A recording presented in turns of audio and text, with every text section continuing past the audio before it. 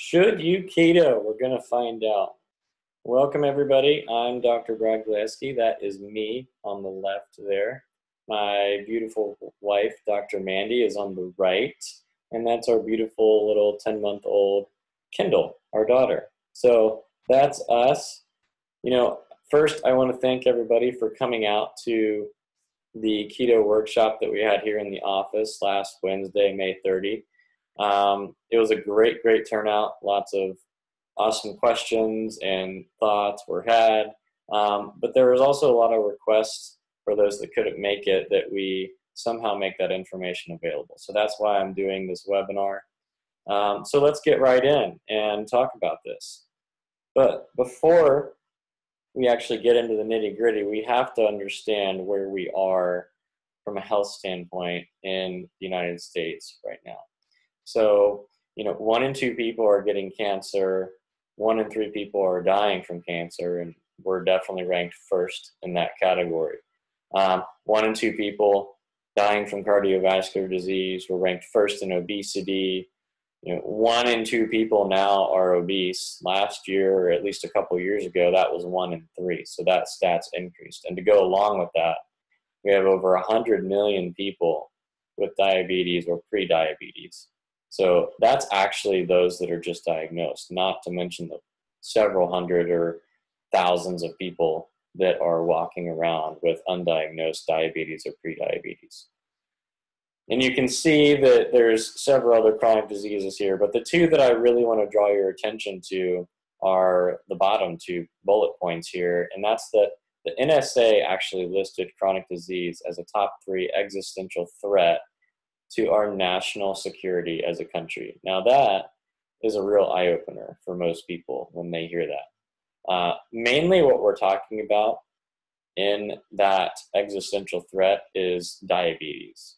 And not that there are other conditions that aren't contributing, but diabetes, it takes $10,000 to $14,000 a year to pay for just one diabetic patient, whether that's the patient covering the cost themselves through insurance or through the government or a combination of all 3. That's how much it's costing per person with diabetes. And you can see how high our diabetes rates are at this point.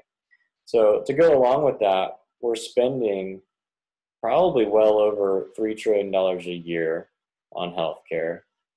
We make up 5%, just a tiny percentage of our world's population, the entire globe, and we take 80% of the world's drugs. So in the workshop last Wednesday, I related that to our small little town here in Oxford, Ohio, in the southwest corner of Ohio. Imagine that little tiny town in southwest Ohio taking 80% of the entire state of Ohio's drugs. That's what we're doing as a country. So to go along with that as well, we rank at the bottom consistently of healthcare efficiency and efficacy list. So very inefficient. Drugs really aren't helping. Money is really not helping either. But can keto help? Can a keto lifestyle help? And we're going to find that out. So are there any studies implicating keto, a ketogenic lifestyle? Yeah, there are. And actually the low-hanging fruit would be diabetes and fat loss. But the other ones to consider are just general metabolism. And believe it or not, we have metabolism on our brain. But metabolism has been shown to improve with a ketogenic lifestyle. Hormonal conditions for men, specifically things like low testosterone, have been indicated just because of the higher fat content. For women, things like PCOS have been shown to improve.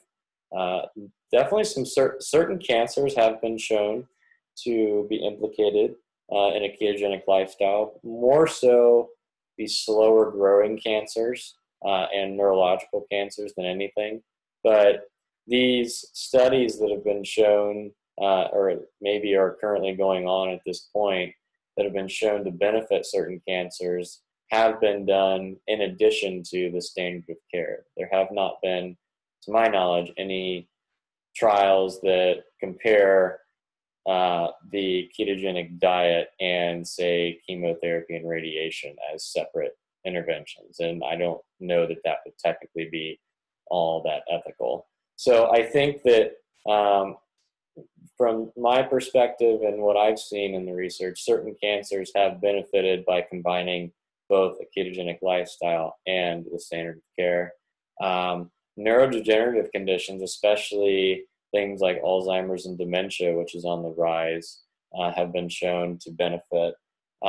Epilepsy, specifically drug-resistant epilepsy, was actually how the ketogenic diet was founded, specifically in kids. So a little while back, these kids were getting drug-resistant epilepsy. So nothing, not even any drug, was working for these kids. And for whatever reason, somebody came up with the idea to put these kids on a ketogenic diet, a really strict ketogenic diet, and the seizures resolved for quite a long time, and maybe even permanently for some of these kids.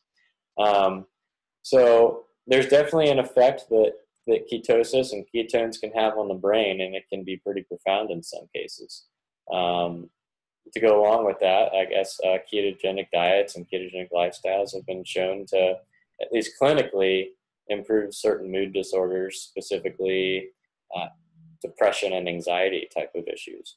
And it's also been indicated in inflammatory conditions and autoimmune conditions as well, which we'll get into why. So I do have these certain conditions highlighted in red for a reason, and I will go back to that. So keep that in the back of your head. But before we go on here, let's understand metabolically how our body burns fuel. Or more importantly, as we'll get into it here, how our body stores fuel. So in general, our body has about 2,000 calories of sugar storage or carb storage, and at least over 10 times that of fat storage. So in general, we can burn 2 things for fuel and store 2 things as energy in our body, and that's carbohydrate and sugar, as well as fat. So think of sugar as a dirty, inefficient type of fuel. It doesn't last very long, produces a lot of like waste and byproducts. Think of it as kind of like a big V8 Mack truck. You know, it doesn't get very good gas mileage. It leaves a lot of exhaust out in the road and in the air, produces a lot of crap.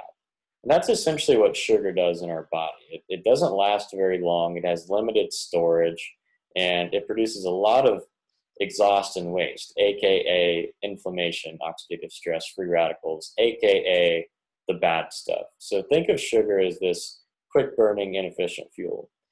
On the other side of things, think of fat as this really clean, efficient fuel source. So it lasts a long time, and it doesn't really leave a whole lot of crap around. Think of like a hybrid car. So a hybrid car gets really good gas mileage, so it lasts a while, and it doesn't really leave a whole lot of exhaust and waste out into the air. So fat is our longer lasting fuel source. It doesn't result in nearly as much inflammatory issues and free radical and oxidative stress production from just a general metabolic standpoint. So understand that we have to be able to ideally burn both of these as fuel. And the problem that most Americans, at least, are running into is that they only have the ability to metabolically burn sugar. So you can see how that would become a problem if we only have very limited storage of sugar in the body. So the analogy I like to use sometimes is we are essentially filling up our V8 Mack truck over and over and over again when we have the ability to use, say, our spare hybrid car that we keep in the garage at home all the time.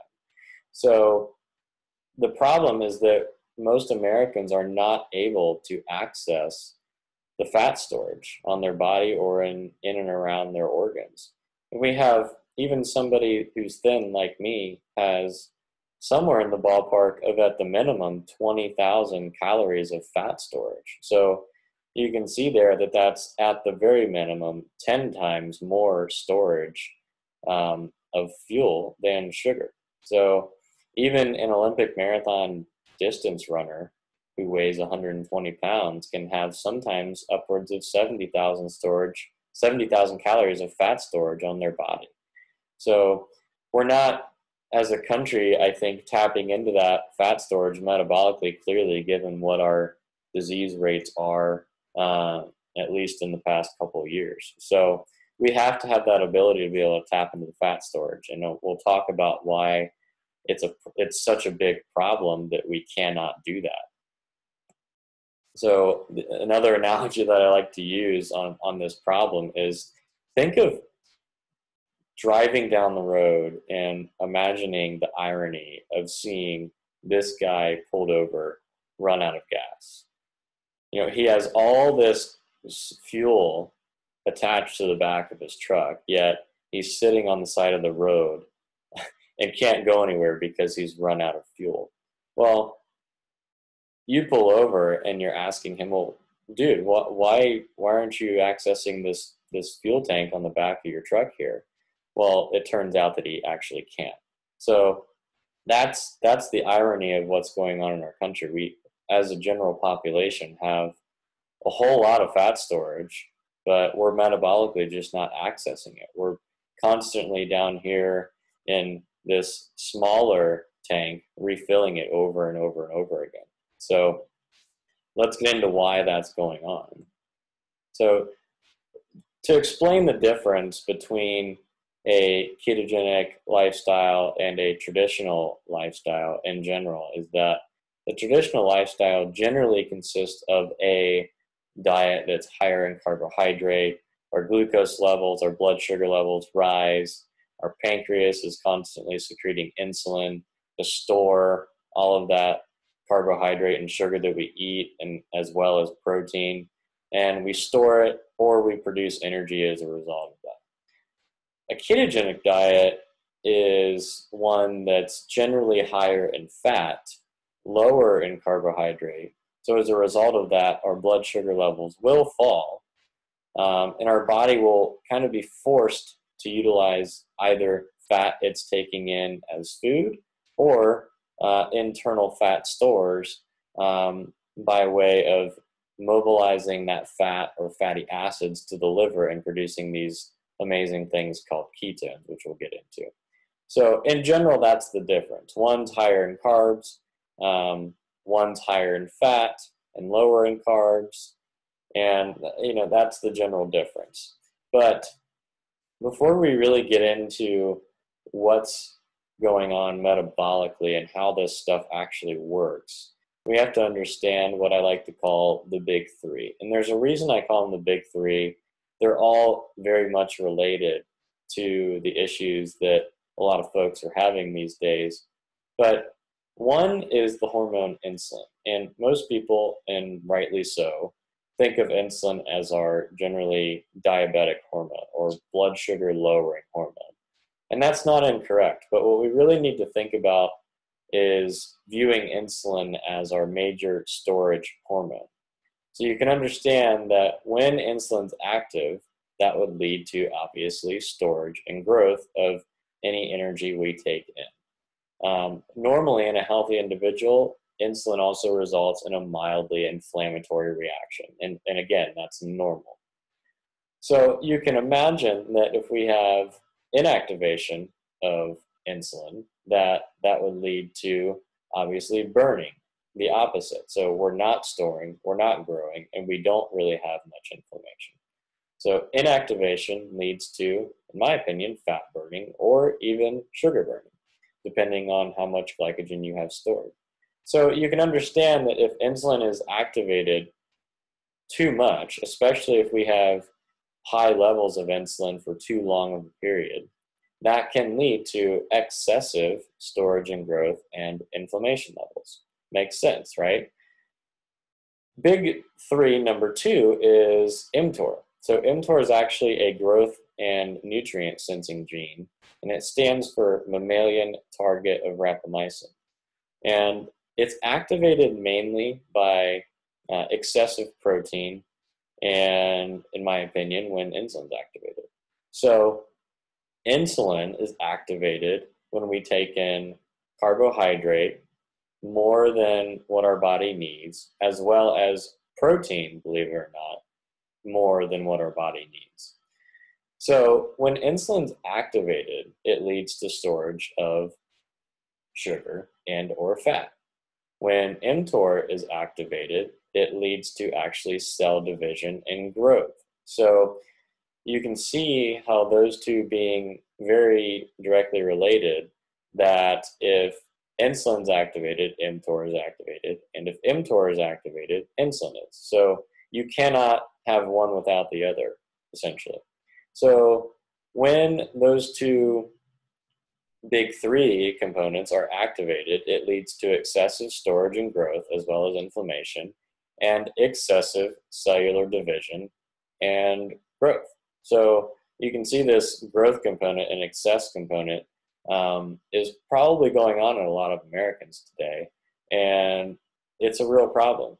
So you can see that big three, number three, is actually metabolic flexibility. And that is simply referring to our ability to efficiently and effectively burn fat and sugar, whether that be fat and sugar that we're bringing in from the diet or that we have stored in our body. So we have to have the ability to burn both. So to sum this slide up, insulin is secreted as a response to dietary protein and carbohydrate, usually in excess of body need. It's not secreted by fat consumption because fat is actually absorbed directly via the lymphatic system. So fat does not secrete insulin. mTOR is activated when insulin is activated. And they both lead to this excess component. So storage and growth, cellular division, inflammation, things like that. So that's just for simplicity purposes what those two things lead to. And we have to have the ability to burn fat and sugar effectively. So let's get into this. The way I'm going to explain how ketosis works is using this two-compartment model. And this actually isn't my model. It's a model that was developed by Dr. Jason Fung, who's a nephrologist in Toronto, Canada. He's actually a kidney specialist, but he's specializing in metabolic interventions, like, say, for instance, a ketogenic lifestyle.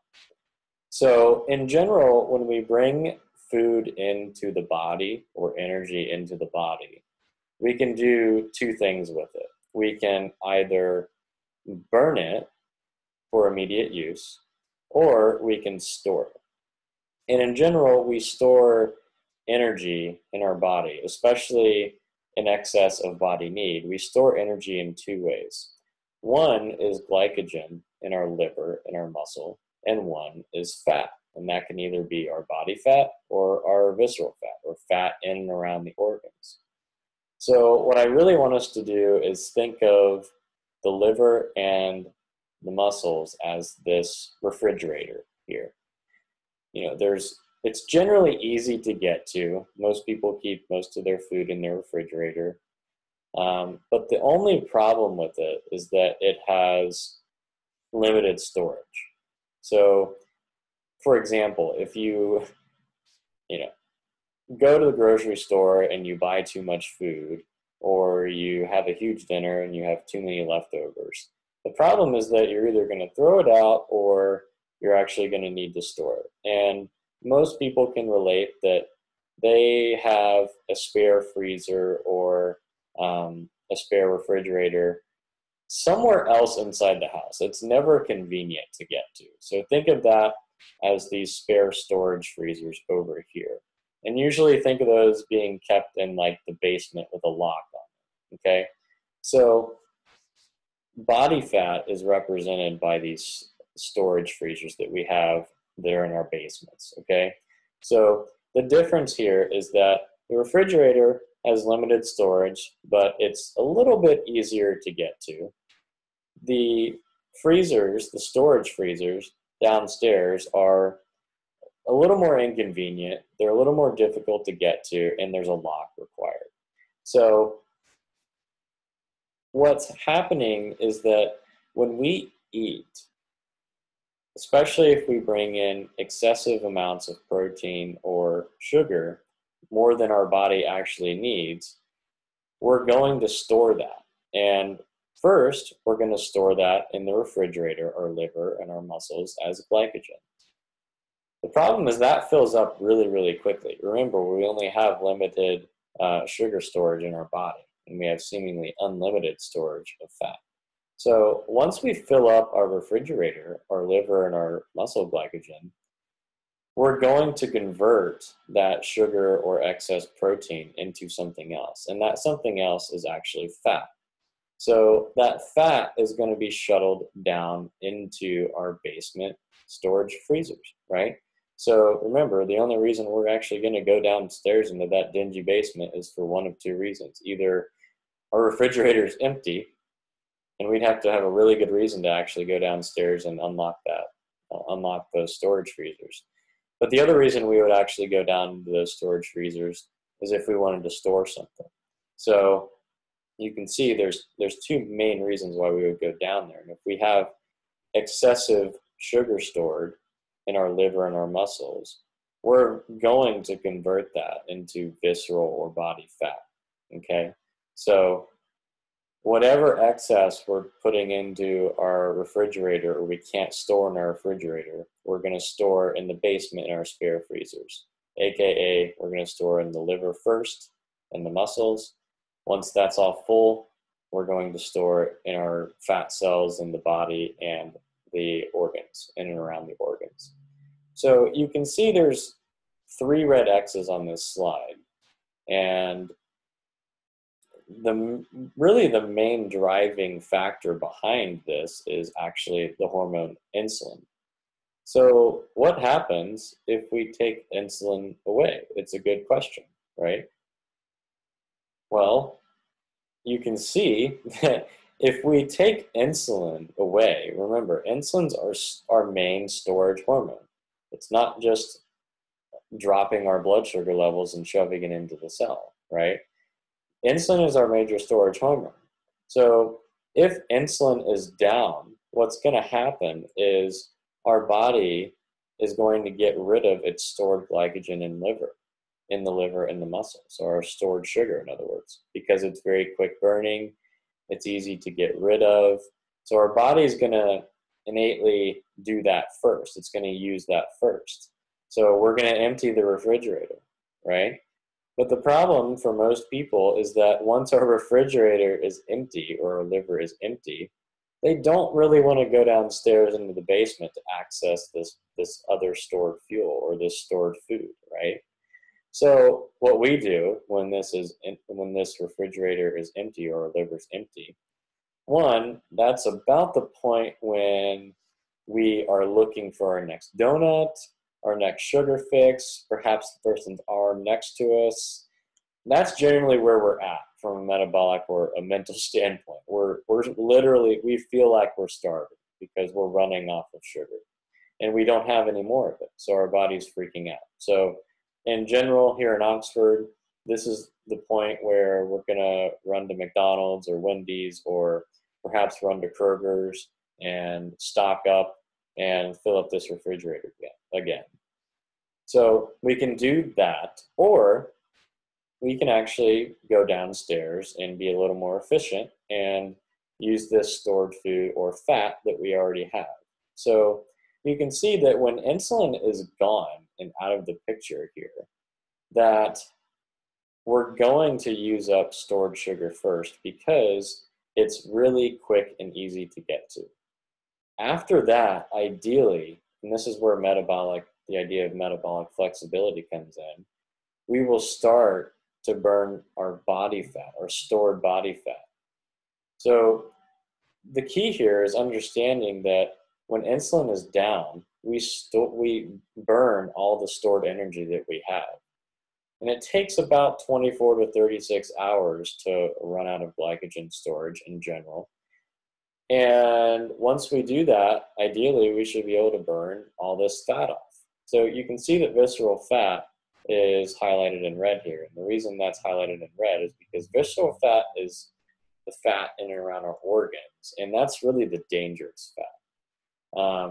And in general, our body's smart enough that it's going to burn that fat first, especially if we run out of glycogen. So our body's actually intelligent enough that it understands that if we have fat, especially in and around our liver and our pancreas, it's going to burn that first.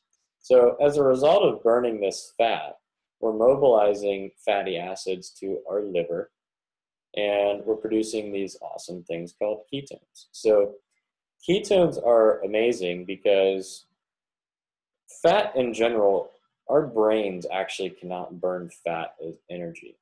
So the reason our liver produces ketones is so when we're absent of glucose or stored carbohydrate to use for fuel, we have this other energy source, and that's ketones, and that comes from burning fat. But the only way, again, you're going to start producing these ketones in general is that your insulin levels have to be down and you have to be exhausting your glycogen stores.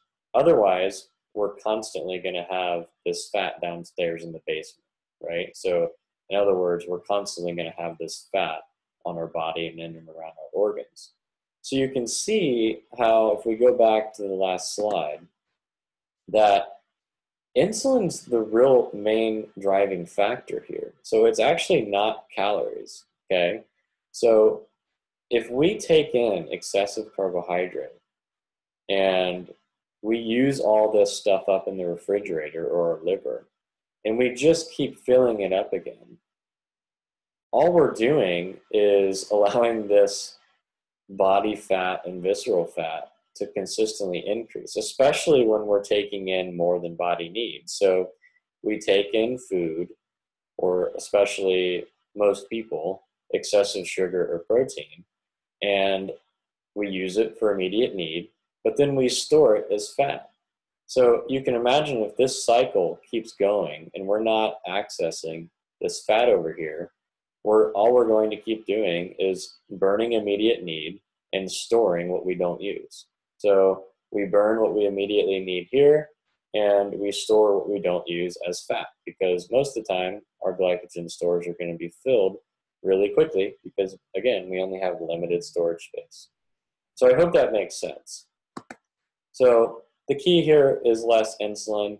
When we decrease the insulin, that allows our body to use up all that quick burning sugar in our liver and our muscles. And as a result of that, we will eventually start burning our own body fat. So you can see how the only way we can get to that hard to access storage freezer of body fat and visceral fat is to lower insulin. So it's not necessarily about decreasing the amount of calories you're eating, because in general, again, our body is amazingly smart.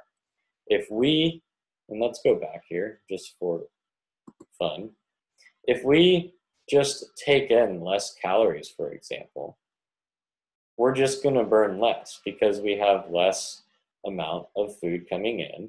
We're going to have less amount of energy coming out. It's almost that simple. In fact, there's been studies, if some of you have watched the Biggest Loser show on television, essentially all they were doing were lowering calories drastically and producing a lot more output. So they lessened the amount going in and increased the amount going out from a caloric expenditure standpoint.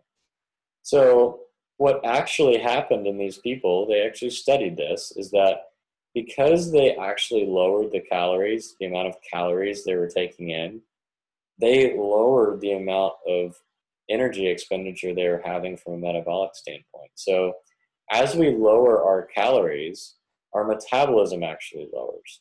So that's why the calories in, calories out model, if you will, for weight loss doesn't really pan out all that well most of the time, because what's going to happen is, say in general, because most people are burning sugar for energy all the time, they have about 2,000 calories of storage for sugar. So we take in daily around 2,000 calories of sugar or protein, and we store that as glycogen in our liver and muscle and use the rest for body need. What happens is, say we decrease that amount of calories from 2,000 to say 1,500, like a lot of people do. We're just gonna eat less calories. The problem is your body is smart enough to decrease the amount of calories it's putting out. So if you decrease your caloric intake to 1,500 calories, your caloric burning is going to go out 1,500 calories. Your body is just that intelligent to regulate that process. The problem is that this stuff doesn't happen automatically. So we lower our caloric intake, we decrease our caloric expenditure. And if we increase, for example, our caloric intake, so we're down here burning 1,500 calories because we've reduced our caloric intake, and we start to say, I'm a little hungry, I don't feel very good, I'm going to eat a little more, and we increase to say 1,700 calories, we start to gain more weight. So the problem is that we're eating less, we're still gaining weight, and it just becomes this vicious cycle. So really, we have to understand that insulin is the driving factor here. So let's think back a second.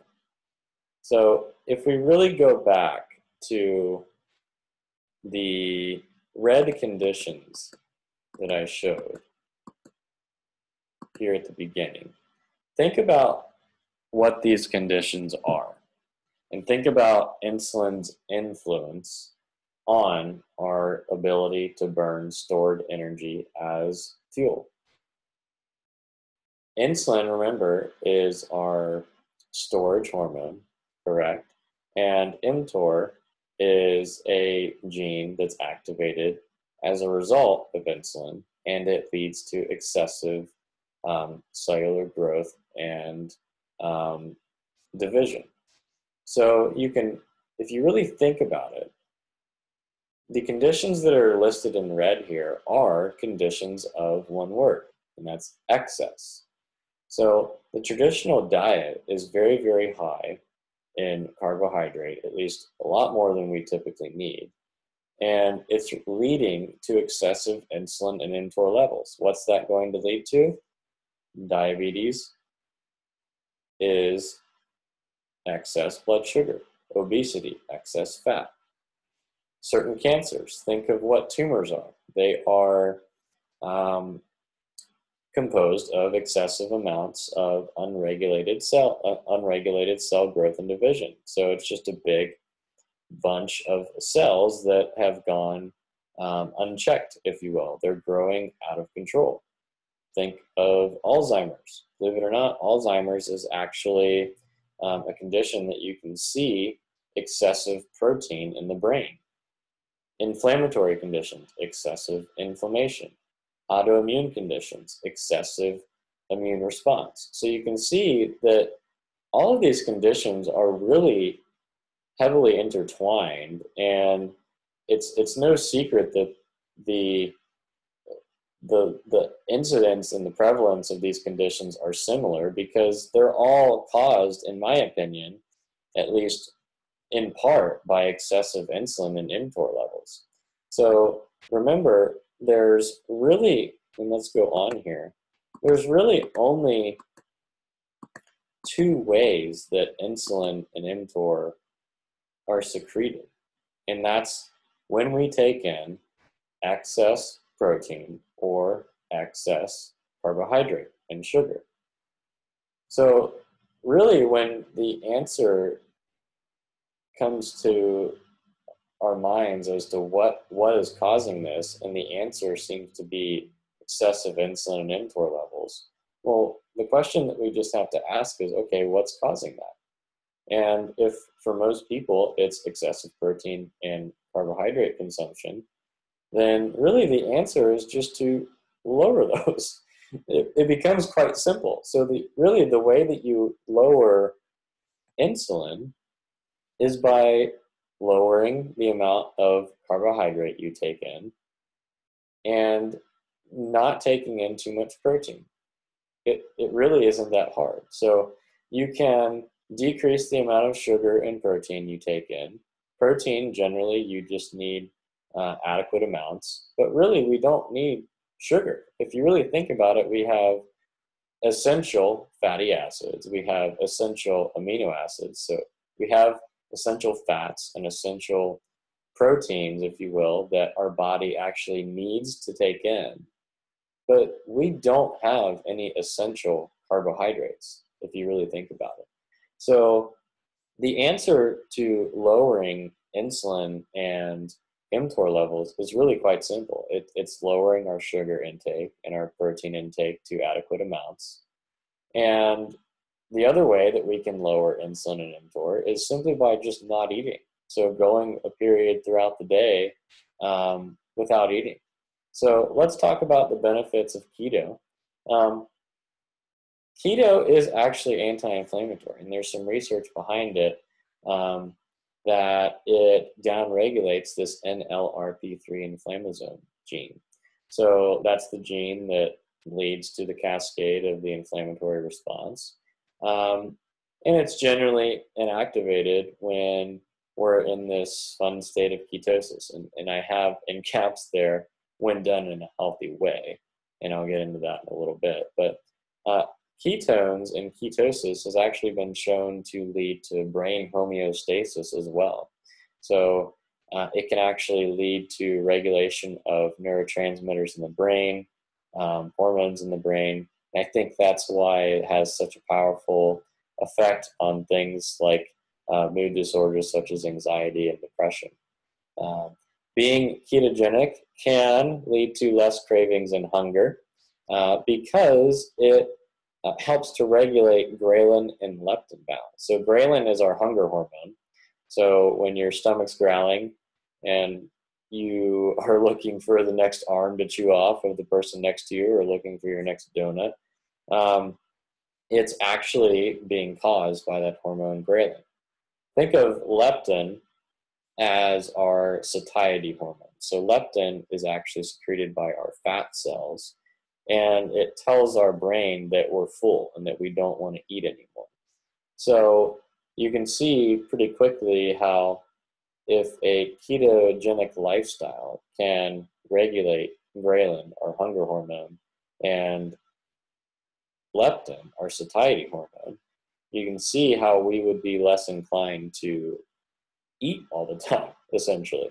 So if our leptin hormone is actually firing on all cylinders, and more importantly, our cells are sensitive to it, then we're not going to have this desire to eat all the time. The other thing that ketosis can lead to is mitochondrial biogenesis. So mitochondria are our little energy powerhouses inside our cells. In general, most human beings have about 70 trillion cells inside their bodies. Some have more, some have less, but it's somewhere in that ballpark. So 70 trillion cells.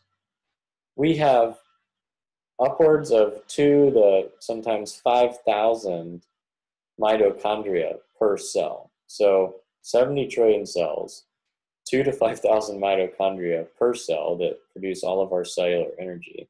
That's math that I don't really want to know how to do. But if we don't have enough mitochondria, that leads to things like low energy and fatigue, which we definitely don't want, among other things. Ketogenic lifestyle has also been shown to help with fat loss and muscle sparing. We talked about that. And it also can lead to autophagy, which is really my favorite benefit of this type of lifestyle, because autophagy, especially when we're combining this ketogenic lifestyle with like a time-restricted eating pattern, so say eating all of your meals or snacks in between noon and 6 p.m., autophagy is actually our body's process of, believe it or not, getting rid of old, damaged, and dying cells and regenerating brand new stem cells. So as our body is actually using up and recycling these old, dying, and damaged cells, it can actually raise up stem cells that can regenerate into that tissue that it's eating up, essentially. So essentially, autophagy is our body eating up and using our damaged cells as fuel and producing brand new stem cells as a result of that. So a pretty powerful thing. What's the biggest con of the ketogenic lifestyle? I really don't think that there is inherently a negative effect of ketosis. And the reason I say that is because it goes back to the idea of metabolic flexibility. You know, there's more research coming out that's suggesting that a state of ketosis, or this fat burning state, was actually our most primitive state. So I believe that being in a state of ketosis or utilizing ketogenic lifestyle is actually kind of our genetic default setting, if you will. So I really don't think there's a con to it. I think that we need to have the ability to burn fat and use these ketones efficiently. And I think that we need to have the ability to do the same with sugar. But the biggest con that I see with the ketogenic diet is just simply doing it in an inflammatory way, in the wrong way, in my opinion. And what exactly does that look like? Well, before we get into that, let's really answer the question that I'm sure all of you are asking. Well, how do I know if I'm keto? Well, unfortunately, you do have to test. In general, we need to have blood glucose levels below 90. And even more ideally, we need to have blood glucose levels below 85, in my opinion. You're in ketosis when your blood ketones are reading 0.5 millimolar or greater. So, and we're talking about blood here, and I'll talk in a second about why I don't really think checking the urine strips is that ideal and that efficient. But in general, we're looking for blood glucose levels of less than 90 and blood ketone levels of at or around 0.5 millimolar. So one question that came up during the workshop was, well, what about ketoacidosis? Well, ketoacidosis is actually, you can see that it's over here in the very right of this diagram here. It's really only reached in type 1 diabetics. It's virtually not ever reached in a healthy individual or even a type 2 diabetic. So we're talking about ketone levels that are essentially above 10. And it's really hard for a person that doesn't have type 1 diabetes, so essentially someone who has to take insulin exogenously or as a prescription. It really doesn't occur if you don't have type 1 diabetes. So in general, most people, when they're on a ketogenic diet, can get into around this 0.5 millimolar zone. And depending on how long they go with it, that will rise up, and hopefully the glucose levels will go down. So in general, the goal of a ketogenic lifestyle, and really to reap the benefits of it, is to lower glucose and increase ketones. So what we should be seeing throughout our day is, if we're especially checking our blood ketones and blood sugar, is our glucose dropping and our ketones rising. So how do you know? How do you test? I like this Precision Extra blood glucose and ketone monitoring system. The meter itself is not the expense. It is actually the strips here. So unfortunately, you have to buy the glucose and the ketone strips, but you can use them both on the same meter. So this one, in my opinion, is probably the most accurate. There's another one called Keto Mojo that's pretty new. If you just go to ketomojo.com, kind of a cool name. I like it.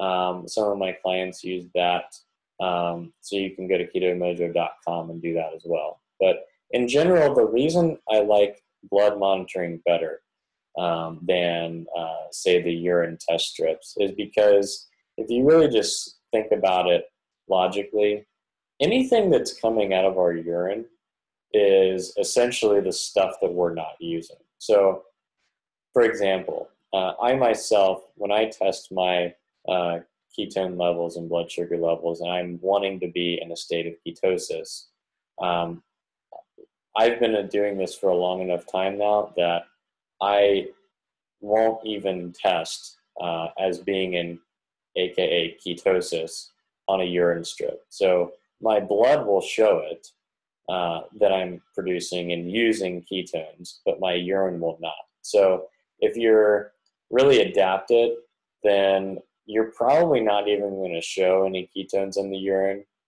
If you're not adapted, then you might be showing a lot.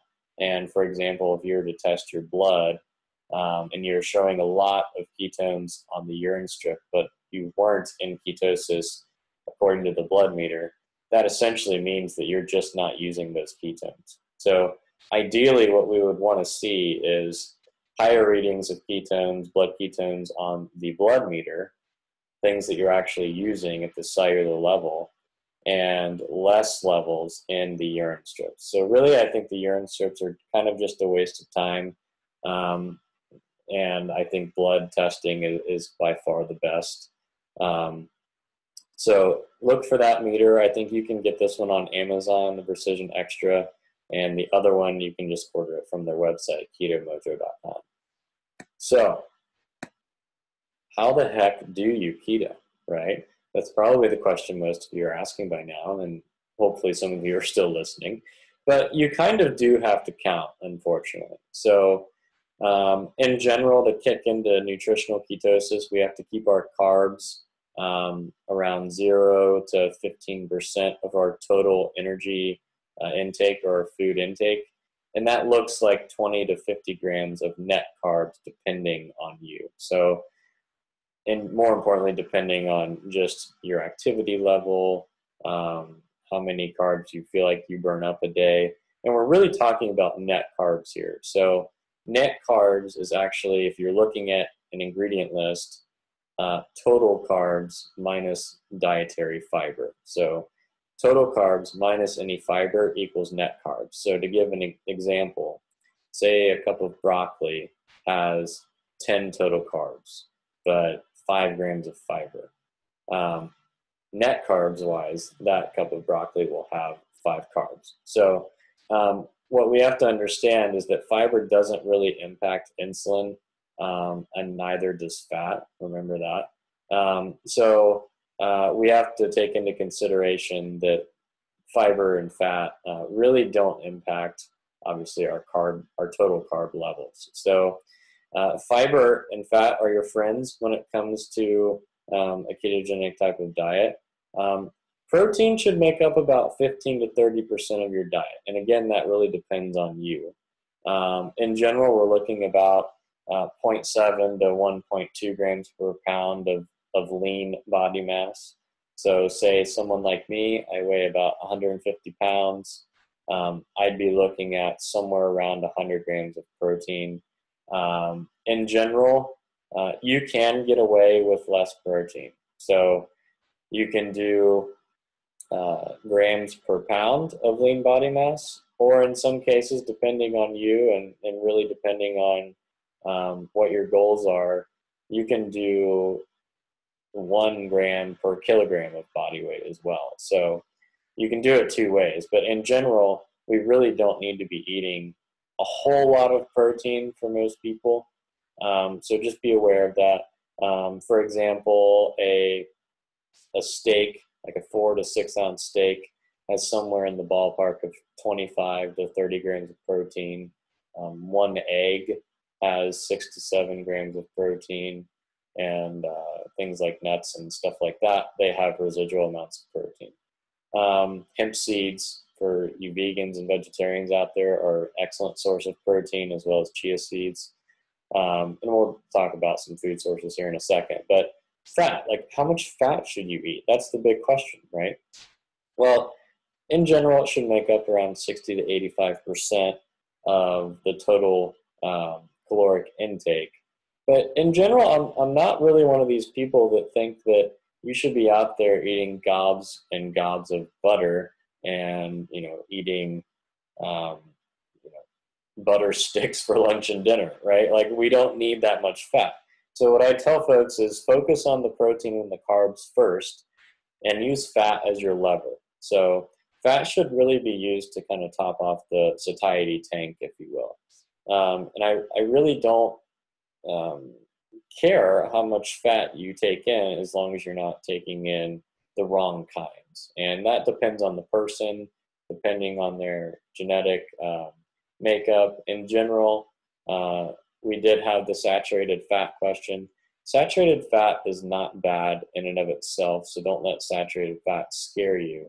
The only thing that I would say is that if you really want to play it better safe than sorry, the better fats to use would be fats like olive oil and avocado oil, MCT oil, which is a derivative of coconut oil, fats like that. But don't be afraid of saturated fat. The biggest concern with saturated fat is that it's going to increase your cholesterol. If there's been no link, and I'm not going to get into that now, but there's been no link between dietary cholesterol and heart disease, for example. So do not worry about saturated fat. The only person that should would be those that have certain predispositions to Alzheimer's disease, which is, we're mainly talking about the ApoE4 and ApoE, essentially genetic mutations and different forms of that. So if you have someone in your family or you yourself are suffering from Alzheimer's, it may be a better safe than sorry strategy to use fats like avocado and olive oil, because those are not the offending fats when it comes to having issues with cholesterol. So in addition, so I've said a couple times that we have to do this thing the right way. So I don't believe that the ketogenic diet is a diet that should be just nothing but butter, bacon, and eggs and steak. That's the complete wrong way to do it, in my opinion. I think that we should be focusing on, one, food quality, because that's important. Look for those two labels you see on your screen, the Non-GMO Project and the USDA Organic. In general, we should be focusing on, if we're going to eat meat, then clean meats, pasture-raised, grass-fed, wild-caught fish. Those are the types of things that we should be looking for. But in general, our ketogenic diet should look a lot like in my opinion, like a vegetarian diet. So to give you an idea of what my day looks like, I eat a ketogenic diet sometimes, not all the time. Let's get that straight. But my go-to meal is a large salad. It's an obnoxiously significant salad, and it has spring mix in it. It has cooked kale, broccoli, other cruciferous vegetables in it. It has hemp seed in it. It has chia seed in it. It's got pecans and macadamia nuts in it. I'll throw some eggs in there, some pasture-raised free-range eggs. Sometimes I'll throw some meat in there. But I drizzle it with a lot of good fats like olive oil and avocado oil. I use plenty of herbs and spices. So you get the picture that it's a very, very healthy looking meal. But you should know that if I'm eating this giant salad, I'm really satisfied. Like, most people think that you're not going to be satisfied eating a salad. Trust me, I challenge anybody that sees this salad to tell me that they're not satisfied and full after the meal. So eat really high quality foods, meats, non-starchy vegetables, nuts and seeds, and you can have a little bit of berries if you want, but just be cognizant of how much carbs you're eating and what your blood levels are doing. That's why it's important to check your blood ketones and blood sugar so you know how you respond. So for example, if we're really focusing on carbs, I'm somebody that can get away with, say, 80 to sometimes 100 grams of carbs a day and not kick out of ketosis because of my activity level. I'm working out a lot, I'm running a lot, so I I have a little more leeway. Somebody that's not as active or maybe not as metabolically efficient, that isn't kicking into that 0.5 millimolar for being technically in ketosis, they may have to lower their carbs even further. So that's why it's important to test. Everyone's different. There's no cookie cutter approach to this. So Keto Flu, some of you have probably heard of that. The Keto Flu is essentially what happens in the first 3 to 6 weeks for people that are trying to adapt to this type of lifestyle. And really what it is it's our brain and our body fighting for fuel. So what happens when we lower the amount of carbohydrate or sugars we're taking in is our brain essentially freaks out. So in general, our brain needs, if we're on a typical standard American diet, about 150 grams of glucose or sugar a day just to run. So what happens when we lower that to, say, 50 grams of dietary carbs or sugar or less a day is our brain understands that, hey, I don't have 150 grams of glucose anymore.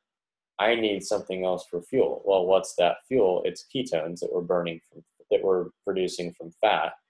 And it takes a little bit for our brain and our body to essentially play nice. So in the beginning of this, the first 3 to 6 weeks, when you have this AKA keto flu going on, your brain is trying to use more of the ketones than your body. So you'll start to experience things like possibly like the hypoglycemia symptoms like nausea, dizziness. You might experience just generally lower energy levels. If you're active and working out, your workouts might suffer a little bit. But understand that this is just our body's way of adapting. Once our bodies make that metabolic switch to being able to use both ketones and sugar as fuel efficiently and being able to make that switch back and forth, that's when you won't really even notice a difference. So this keto flu is best remedied, in my opinion, by actually sea salt and other minerals. So I generally recommend 1 to 2 teaspoons of sea salt a day when you're on a ketogenic diet because we're getting rid of glycogen. And glycogen is actually sugar is connected to water when we lose it. So we'll generally lose some water weight in the beginning. But we also lose minerals as a result of that. So on a standard American diet, I wouldn't recommend much sodium and minerals, but I think that on a ketogenic diet, because we're more predisposed to losing them, we need to take in a little more. So 1 to 2 teaspoons of sea salt, get some extra potassium and magnesium in your life, and that'll do you some good as well. So keto adaptation, like we said, can take 2 to 6 weeks, sometimes longer in those that are challenged with other certain conditions. One big reason that I've seen is actually just toxicity. Generally like a heavy metal issue, a mold issue, and or we're fighting some type of condition on top of that. So 2 to 6 weeks generally is how long it takes to adapt, but know that this process can take a long time. Does gender matter? In general, I think that females have a harder time dipping in to ketosis, and I think that they can probably benefit from higher protein intake. Men have an easier time adapting to a ketogenic diet. Does age matter? I think this is actually a really good question. No, I think that regardless of whether you're a woman or a man or old or young, we all have this ability to, at least should have this ability to be getting into ketosis and using these ketones. But in general, what I've seen is that there's a lot of data out there suggesting that those that are in their latter years of life probably will need a little more protein, and that's just to prevent muscle wasting, muscle loss, and even bone loss and osteoporosis, stuff like that. So in general, if you're out there and you're above the age of, say, 45 to play it safe, you're probably going to need a little bit more protein. So not a lot, remember, you don't need a lot, but you will need a little more protein. So what if I'm a vegan or a vegetarian? It doesn't matter. I can play keto, the keto game, being a vegan or a vegetarian. The only thing I would say is I hope you really like avocado and coconut and stuff like that, because you're going to need to eat a lot of those, especially if you're a vegan or a vegetarian. So just be aware of that. And the number one question really that I get is, should we be in this state of ketosis all the time? And I think you've understood that I've harped on this concept of metabolic flexibility enough that no, I really don't think we should. And in general, I think that we need to have the ability to burn both fat and sugar as fuel efficiently. But there's two ways really that you can go about ketosis. It's one, eating, as much as you want throughout the day, but making sure that your carbs are low enough, your protein's adequate, and your fat is filling up any void you may have. Or two, the way that I like to do it is actually to use this concept of intermittent fasting or time-restricted eating. So what I like to do is eat maybe 1 to 2 meals a day, but eat those 1 to 2 meals a day in a narrowed time frame. So for me, I can go, say, 4 hours, having a 4-hour eating window throughout the day. So in other words, that's a 20-hour intermittent fast type of deal. So most people can start pretty easily with like a 15 to 16-hour intermittent fast and eat all of their food in an 8 to 9 hour eating window. So the longer you extend out that intermittent fast, the more you can use that to your advantage and be a little more lenient on the meal you eat. So I, for instance, if I'm going to go 20 hours and eat, say, a big one meal a day, then I can be a little more lenient on what I eat during that meal. Like I can have some sweet potato, I can have some squash, some berries, things like that, without going over my daily carb limit, if you will, to stay in ketosis. But I can have a little more fun with that meal. So there's two ways to go about it. You can lower the amount of carbs you're eating throughout the day, or you can have a little more carbs and utilize this time-restricted eating principle to your advantage. And that's what I like to do. But it really depends on you. So again, not one size fits all type of deal here. So let's talk about some testimonials. What can keto do? This is a client of mine who shall remain nameless. She actually was suffering from very chronic Lyme disease, weight gain, a whole host of other autoimmune conditions. And she was suffering with this stuff for 25 years. And when she first became my client, her first words, I believe, when we left our initial meeting, when we decided we were going to work together, were that before this meeting, before meeting you, I actually just was ready to die. That was her words to me. So from a co-managing standpoint, her medical doctor was checking her out and keeping tabs on her. I put her on a dietary and lifestyle plan, and needless to say, you can see the difference there before and after. She's lost about 40 or 50 pounds, and this was probably the matter of the last 6 months or so. So she's doing fantastic. Her Lyme disease is at bay. She's doing a lot better from a health standpoint in general. So she told me I think, can fit in her wedding dress now. So fantastic. Congrats to my patient there. Testimonial number 2, more information that this stuff works. So more proof that this stuff works. This is a client of mine, a dear client of mine, also actually has Lyme disease and a host of other inflammatory issues going on. But she was put on this type of diet and lifestyle, and we're still working through this together. But this picture at the top was taken around February, March this year of 2018. And the picture below that was one taken from just a couple months ago. So you can see that one picture above is basically what her days looked like before changing her lifestyle and putting her on some detox and other things that we did for her Lyme disease and other issues she had going on. But that's what her life looked like. She was on the couch. She was very not functional, dysfunctional.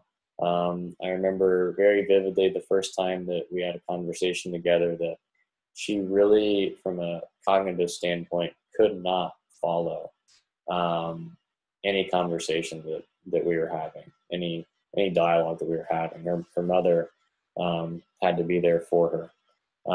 And now you can see she's out with her friends doing fun things. In fact, just recently she was able to drive for the first time in a few years, able to go out with friends and do all these fun things, and she's getting her life back. And she's definitely still in the process, but you can see how powerful this stuff is.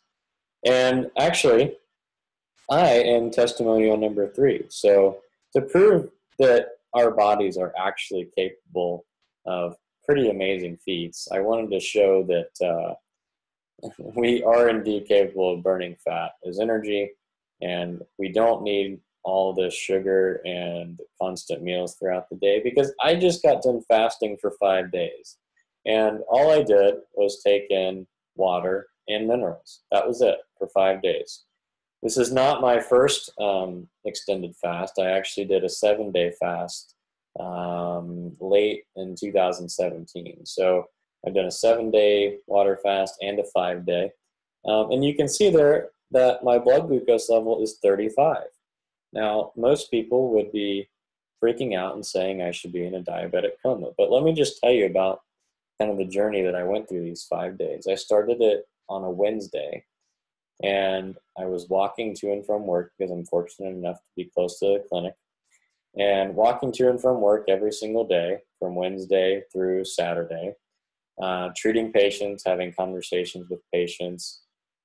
I golfed 18 holes in the heat with my father on day 4. Again, just water and minerals. And on day 5, the day that I broke the fast, before I broke the fast, I went and ran 5 miles. So our bodies really, if you really think about it, if you think back 10,000 years ago, we never had this constant food supply that we have today. We had to go hunt for our food, and we had to gather our food. So we were ideally, not ideally, but we were hunter-gatherers in a sense. So we didn't have access to Wendy's or McDonald's down the road 24/7, 365. So if you really think about it, we had to be able to have the ability to burn our own fat as fuel and be able to function like that, because there would be days where we would go and we wouldn't have a successful hunt or a successful gather, for example. So, and sometimes that would last for 3, 4, 5 days, sometimes even longer. But we had to have the ability to be able to function, because if not, we would just bolt away and die. So in essence, what I'm trying to say here is that the difference, we actually had a nurse that was in the workshop in the office, and she actually said that I should have been in a diabetic coma, and she sees that those levels of blood sugar in those types of situations. And the real question that we should ask is, what's the difference between a person like me running 5 miles on my 5th day of no food and having a blood sugar level that low, and the person that has a blood sugar level that low that's lying in a hospital bed that's in a hypoglycemic coma?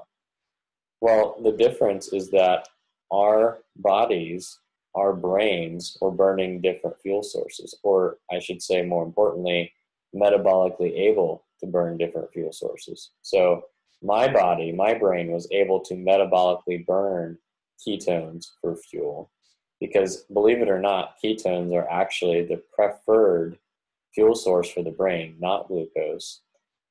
The person that's in a diabetic hypoglycemic coma was not able to burn ketones via the brain. So the difference is simple. It's just that we have to be able to go and burn ketones and sugar efficiently. And if we don't have the ability to use ketones more so at the level of the brain, then we're really going to be in a world of hurt. So the great thing about fasting is that one index that I like to look at is what's called a glucose ketone index.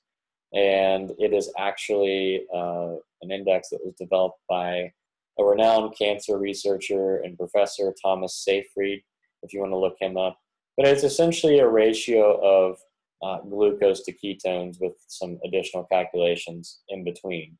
But the lower this ratio, this glucose ketone index, the more likely that fantastic concept of autophagy is going on. So if you look at my glucose levels, I got down to 35 and I got up to 5.7 millimolars of ketones. Remember, it just takes 0.5 to get into ketosis. So if you do the math, my GKI, or my glucose ketone index, was well below 1 at 0.3.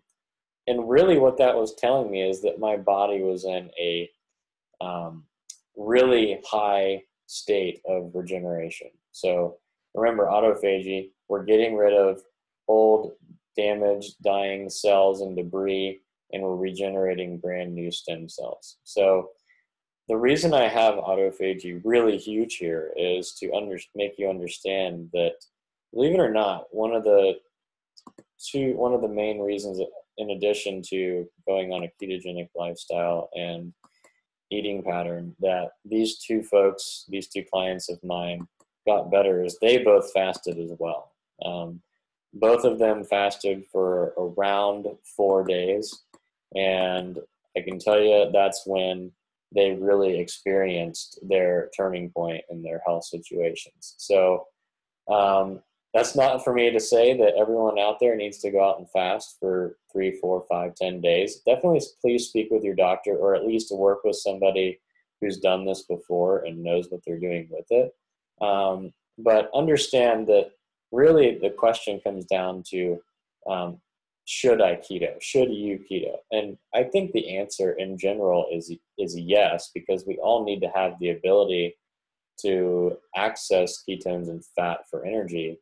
But really we have to understand that we need to be able to burn both. So, and that looks different for a lot of people. I think the key is finding out what works for you, and maybe working with somebody who knows how and why to use this stuff. So in general, what's our next step here? If you would like to get in touch with us here at the office, there's several ways that you can do that. You can set up a nutrition lifestyle consultation. 30 minutes is $50, 60 minutes is $100. If you're local, we can do that in the office. If you're not local, we can do that over the phone as well. So either way works for us. We can block off the time. The other thing that we developed as a result of this workshop and the heavy interest that it had was actually a 1-month keto reset challenge. So this has gotten quite a bit of attention here in the local community. And really what it is a 1-month coaching keto guide. So it includes 2 consultations, again, either over the phone or in the office here if you're local. You'll get included the Body on Autopilot 33 reset program that I myself wrote, which focuses on obviously diet and the ketogenic diet. It focuses on how to not spend hours at the gym every day if you want to get active again and exercise. So it gives you very efficient workouts and workout examples. And it also includes sleep and stress management. So the reason it's called 30/3 is that for 30 days, aka 1 month, it focuses on, in my opinion, the 3 pillars of health, being diet, nutrition, exercise, and nutrition. Wow, I'm really messing up here. So 30 days, 3 major pillars of health: diet and nutrition, exercise, and stress and sleep management. There we go. And also included, in addition to the Body on Autopilot Reset, you'll get the Ultimate Keto Guide, which is a more concise guide to utilizing ketosis and some general tips that you can use. So in the office, over the phone, that's normally a $300 value. Through June 14th, we're offering that for $200. So feel free to utilize that service that we're providing. I think that many people could benefit from it. And I can guarantee you one thing, it's that you will not be disappointed in that program and the support that you'll receive. So you can see the ways that you can contact us there. In general, what I really want us to take away here is that we do need to have the ability to burn both sugar and fat.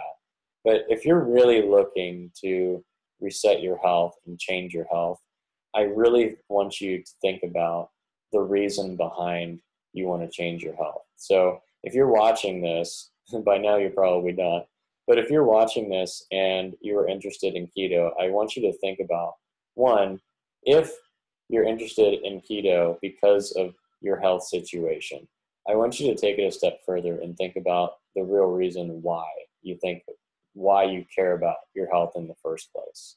So to give you an example, most people care about their health because they understand that health is their biggest asset, for example. And without it, they can't do the things that are most important in life, say like spend time with your family, see your kids grow up, perform well, whatever the most important priorities are in your life. Without your health, you really have nothing. You can't really enjoy life. You can't do much in life without your health. So think about the reason you want to be healthy, why you care about your health, and why you may want to, for example, do a challenge like this. I think it's a great starting point for a lot of people, and I encourage anybody to reach out, and we will coach you through this the best we can. I hope you guys enjoyed this. I hope you learned something. If there are any questions, please contact us. I think this will be posted on Facebook and social media. So comment on the post and we'll try to answer as many questions as we can. Otherwise, thank you all who came out to the workshop in and of itself, and thank you all for listening to this webinar.